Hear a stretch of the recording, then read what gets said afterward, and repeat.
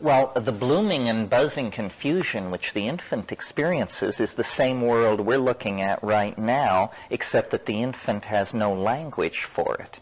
Now, the interesting thing about the DMT thing is you have no language for it.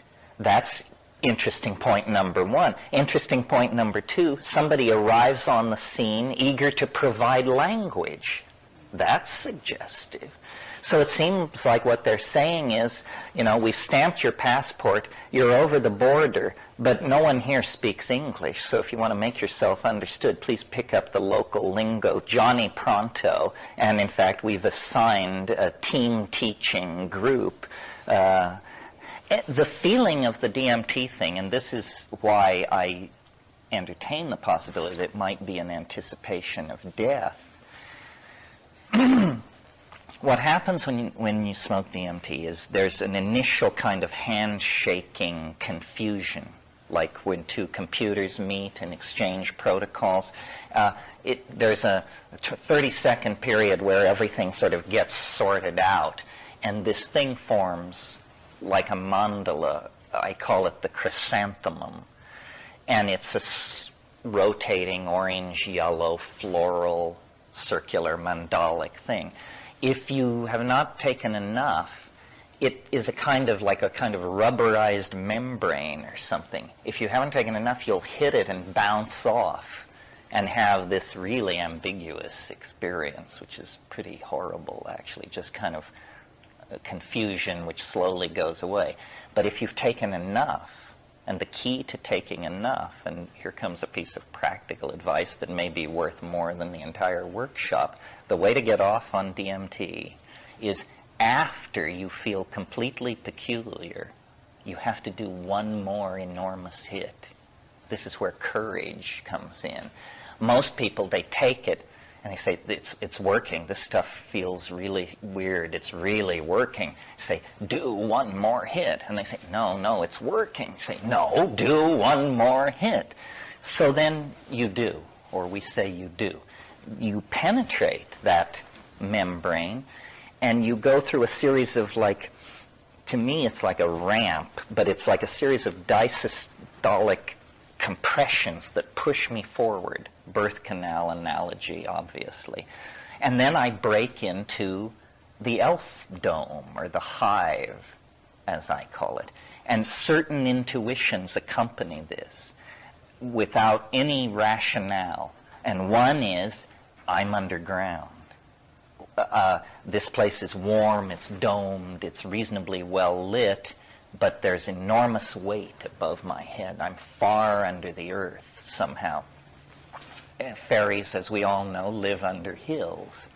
So then I'm there, and the elves and the elf machines and the language lesson are proceeding, but if I can stabilize and calm my hysteria so that I can maintain some kind of objectivity, I notice that really the place I break into is somebody very odd, someone very strange. It's their idea of a reassuring environment for a human being. Somebody who doesn't know very much about human beings, but who's really trying hard, built this terrarium of arrival. And it has the aura of a maternity ward. And I've thought, these self-transforming elf machines, which I take so seriously and try to make the basis for a new ontology, they could be nothing more profound than those plastic shapes that we hang over a baby's bassinet to teach it to coordinate space and color. In other words, what those things are is they're educational toys. They aren't the main clam. They're not in charge of the hospital. They're just something dumped in your arrival playpen to keep you happy while the doctors make the observation. And the doctors never appear. And the whole thing is pervaded with a wonderful affection and zaniness. It's completely life-affirming. I have no patience with alien abduction and any of that. I think that's pathology. I think it's media-damaged people manipulated by incredibly unscrupulous New Age weirdos. There is no paranoia in this. It's entirely positive, although very, very weird. The main thing it is hard to understand. What's this all for, you know? Maybe you thought you were going to have an insight into your relationship or resolve your hatred of your father, and instead you're playing canasta with elves. Yeah. Is the experience progressive? Not very. It's always the same. The emphasis is on imitating the language. And so you don't sense that there's a breakthrough point beyond that? I mean, as you've mentioned, passing through the membrane, getting into this environment, now you're in this environment, the exchange is taking place, you're dealing with it on a rudimentary basis, but you don't have any perception that there's an increase. Well, the problem is the brevity. We very quickly figured this out back in the 60s. You only get 3 minutes. It's like, visiting the American Museum of Natural History for 3 minutes. So what we really need was an extender. And that was why we went to the Amazon in the first place, was because ayahuasca from the anthropological literature sounded like it was the extender. And in fact, if you brew it stiff enough, it is, and you can get in there for quite a while. But it doesn't become particularly more rationally apprehendable.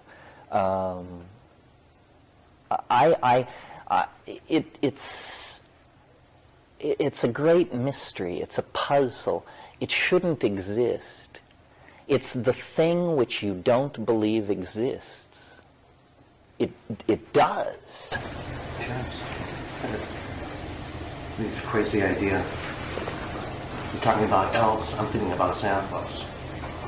And flying in a sled, and having a red-nosed reindeer, and seeing in the dark, and reindeers eating mushrooms, and so I'm wondering about these elves that are giving presents.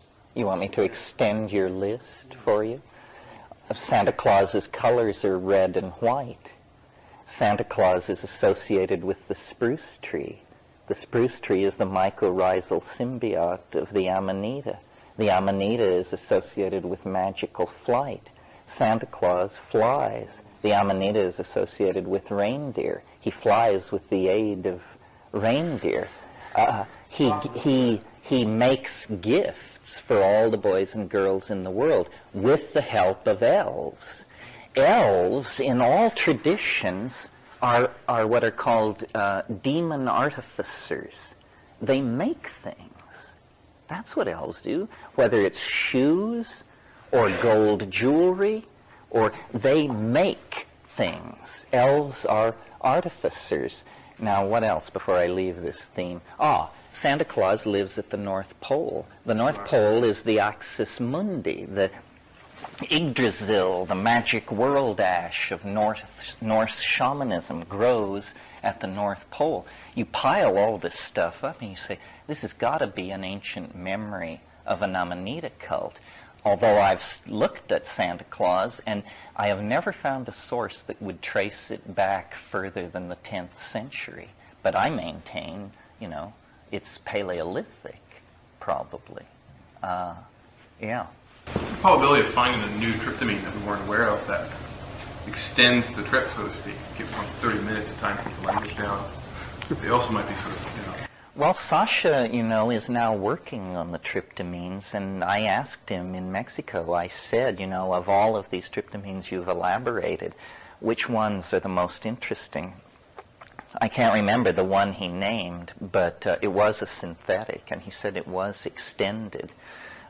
There's a certain,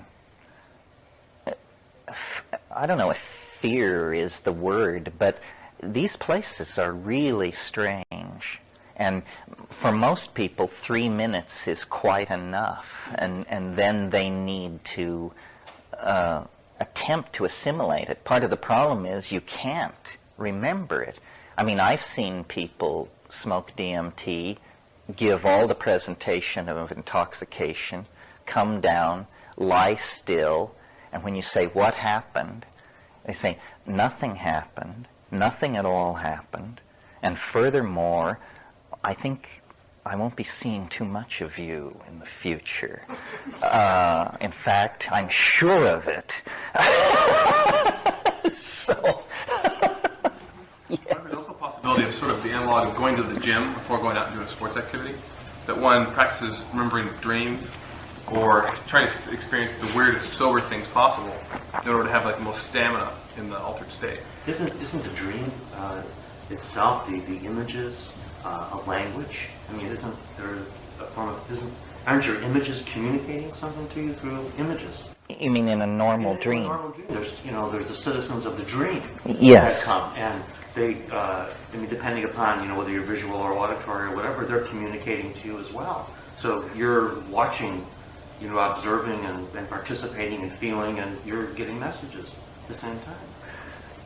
Well, and the dream world itself is very bizarre. I have recurrent dreams. A lot of my dreams are recurrent, and I had an experience recently. I was having a recurrent dream, and it was basically I was in a restaurant, and this guy was taking my order, and as I looked at him, I realized I had seen him before in a dream.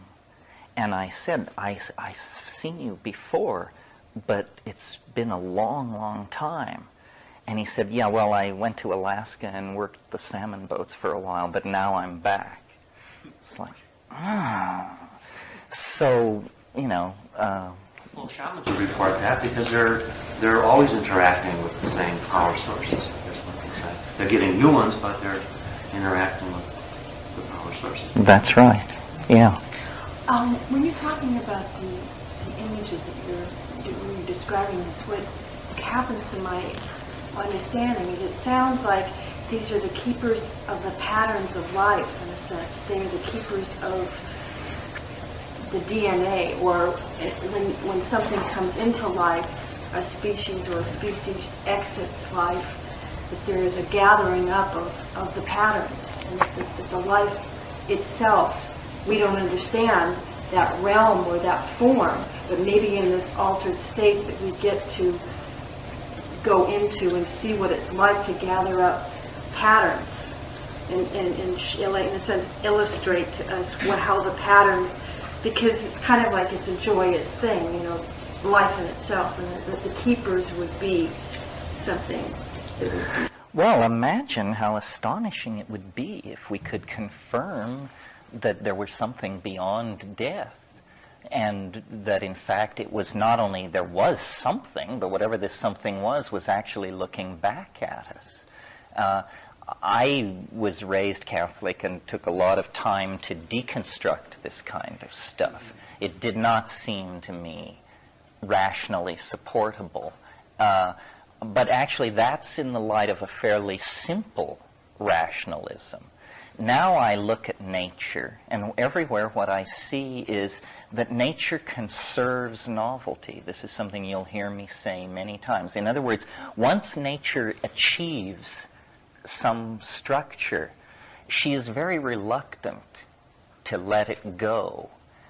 Life is an example.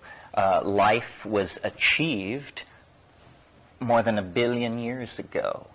And through asteroid cataclysm and polar reverse and solar dynamic, it is tenaciously held on.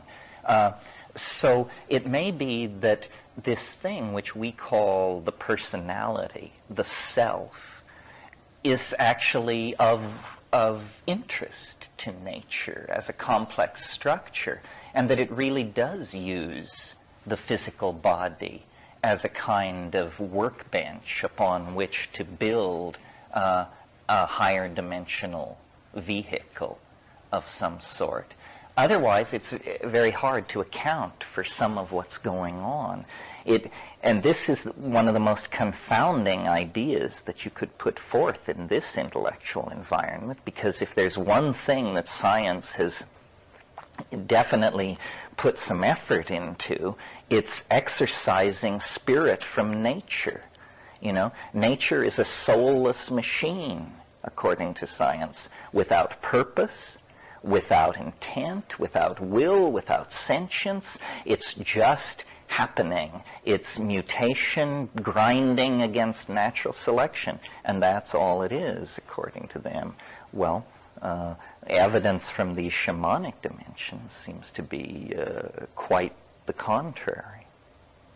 By the way, this is what I intended to talk about this afternoon. I was not led astray. My notion of this afternoon was that what we would talk about is the various characteristics of novelty. This morning we talked about the methods, then, the various characteristics of novelty, and DMT represents a concrescence of novelty. It is the paradigmatic psychedelic, it's the paradigmatic dimension transiting experience. Other descents into novelty are your own maturation, your individual experience of life. Hopefully, if you're getting older, you're getting smarter. There's no excuse for anything else. How would it be if it worked the other way? Although for some people, they seem to manage that.